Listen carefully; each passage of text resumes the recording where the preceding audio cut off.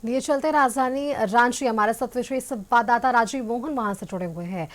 राजीव जी, ये पूरा प्रकरण हमने देखा है किस तरह से आलमगीर आलम पर, उनके पीएस पर और उसके बाद उनके नौकर के घर से मिले इन तमाम कैश के बाद जो ईडी की जांच किस तरह से आगे बढ़ी, लगातार जेल में रहना और वहां से इस केस को लड़ना, मंत्री रहते हुए ये तमाम कार्रवाई हुई थी उस प्रकरण में। हालांकि सुप्रीम जमानत मिली है, निचली अदालत में ये सुनवाई जरूर चली रहेगी, लेकिन एक बड़ी राहत आलमगीर आलम को, उनके पीएस को जरूर मिली है क्योंकि अब दोनों को जमानत मिली है।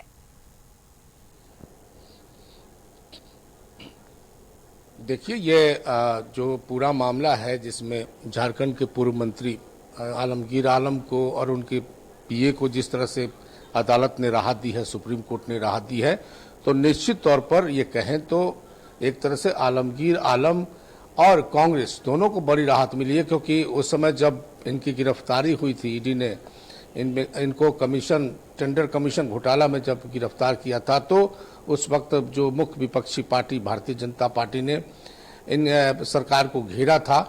तो निश्चित तौर पर ये जो है कांग्रेस पार्टी के लिए और कह सकते हैं आलमगीर आलम के लिए एक बड़ी, कह सकते हैं कि उनके लिए राहत की बात है। लेकिन सबसे बड़ी बात है कि जो जिस प्रकार से ये घटना हुई, यानी जो मामले आलमगीर आलम पर आए हैं, उस मामले में जो अदालत की जो कार्रवाई है निचली अदालत में चलती रहेगी, वो किस हद तक जाएगा और क्या आरोप किस पर तय होते हैं, उस पर सबकी निगाहें टिकी रहेगी। लेकिन निश्चित तौर पर ये चीज दर्शाता है कि जिस प्रकार से ईडी ने कार्रवाई की और उनके नौकर के घर से 32 करोड़ रुपए जो है बरामद किए गए और उसके बाद उनके पीएस के घर से भी कई दस्तावेजों की जो है बरामदगी हुई। एक डायरी पकड़ी गई थी उस वक्त जब आलमगीर आलम को गिरफ्तार किया गया था और उस जो ईडी है, ईडी ने दावा किया था कि उस डायरी के जरिए जो टेंडर में जो कमीशन खोरी चल रही थी उसका उसमें ब्यौरा था, उसी को आधार बनाकर ये केस किया गया था। और 2024 में जब इनकी गिरफ्तारी हुई थी 15 मई को, उससे पहले करीब 14-15 घंटे तक इनसे पूछताछ हुई थी और उसके बाद ईडी ने इन्हें गिरफ्तार किया था।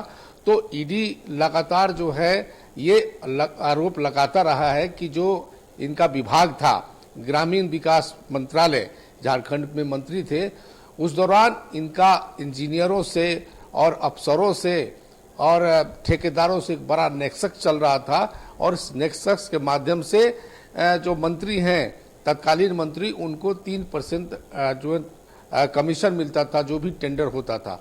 तो ये आरोप लगाए गए थे ईडी की तरफ से और ईडी ने जो साक्ष्य प्रस्तुत किया था उसके आधार पर इनकी गिरफ्तारी हुई थी और ये लगातार जो है जेल में बंद थे।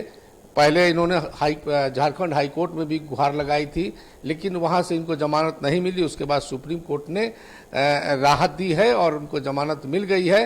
हालांकि जो है आलमगीर आलम का जो कांग्रेस पार्टी है उसमें एक बड़ा कद माना जाता है।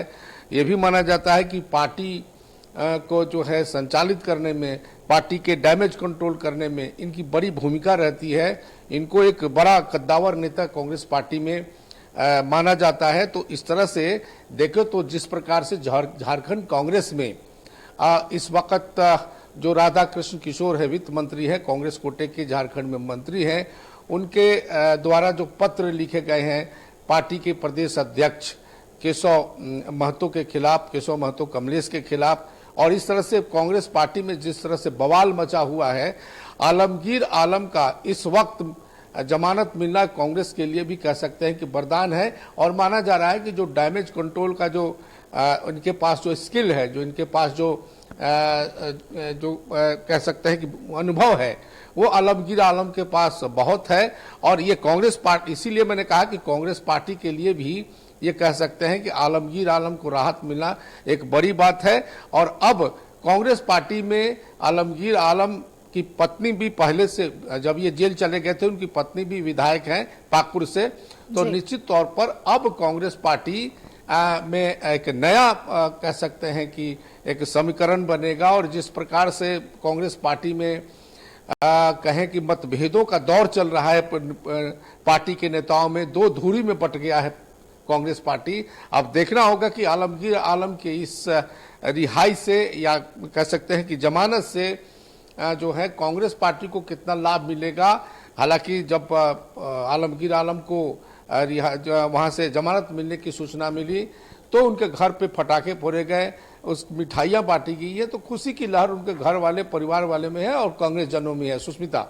बिल्कुल राजीव जी, देखिए आपने तमाम उन मुद्दों पर चर्चा की है कि ना सिर्फ उनके परिजनों में से लेकर खुशी है, बल्कि आज वो कांग्रेस के कार्यकर्ता भी खुश जरूर होंगे। जो मतभेद चल रहा है कांग्रेस पार्टी के भीतर, वो जल्द अब जो है क्लियर होता, साफ होता हुआ नजर आएगा। बहुत शुक्रिया राजीव जी आपका हमारे साथ जुड़ने के लिए, तमाम जानकारी हमारे दर्शकों से साझा करने के लिए।